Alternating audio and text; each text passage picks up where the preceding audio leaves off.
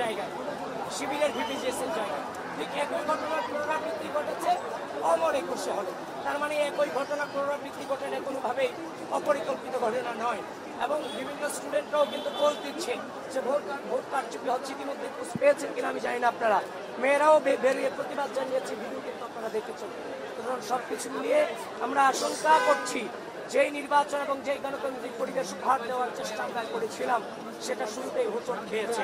তাছাড়া এই রোকেয়া হলে অ্যাসিস্ট্যান্ট প্রফেসর যিনি এই নির্বাচনের দায়িত্বে তিনি আছেন, মুখ্যমন্ত্রী মোনামি ম্যাডাম, উনি আমাদের, কারণ প্যানেলের যে হচ্ছে যে লিস্ট, প্যানেলের লিস্টে আপনার হচ্ছে যে ব্যালট নাম্বার থাকে, অল্প সময় ভোট দেওয়ার জন্য ব্যালট নাম্বারগুলো স্টুডেন্টের হাতে দিয়ে দিতে হয়। সকাল থেকে আমাদের উপরে একটা জুলুম চালিয়েছে যে এগুলো আমরা দিতে পারবো না।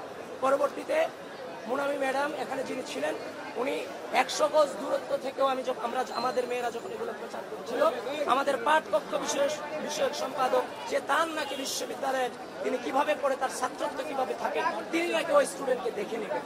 সুতরাং মোনামি ম্যাডামের তো এই ধরনের হিংস্র আচরণ করার কথা ছিল না, কারণ একটা নির্বাচন, গ্রহণযোগ্য নির্বাচন অনুষ্ঠিত হতে যাচ্ছে। সুতরাং সবকিছু মিলিয়ে আমরা আশঙ্কা করছি সেই গণতান্ত্রিক পরিবেশ উপহার দেওয়ার প্রয়োজন ছিল, হয়তো হোঁচট খেয়েছে।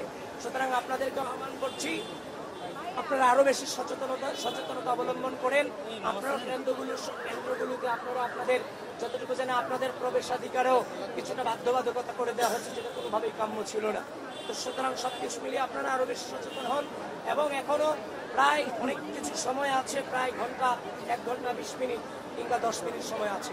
যারা অনাবাসিক শিক্ষার্থী আছেন, এই চ্যালেঞ্জিং মুহূর্তে দাঁড়িয়ে আমি বলছি আপনারা চলে আসুন, ভোটাধিকার প্রয়োগ করুন।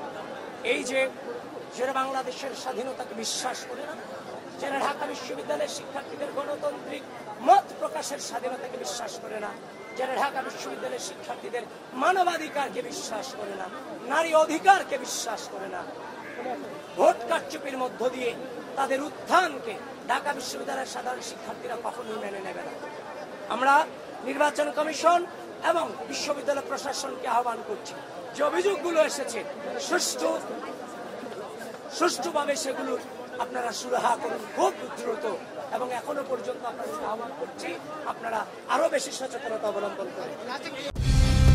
কালার এক্সপার্ট, জর্জ স্যাপ এবং মাইল্ড অন হ্যান্ডস টেকনোলজি সমৃদ্ধ অরিক্স ক্রিস্টাল ওয়াশ আপনার লন্ড্রি এক্সপার্ট।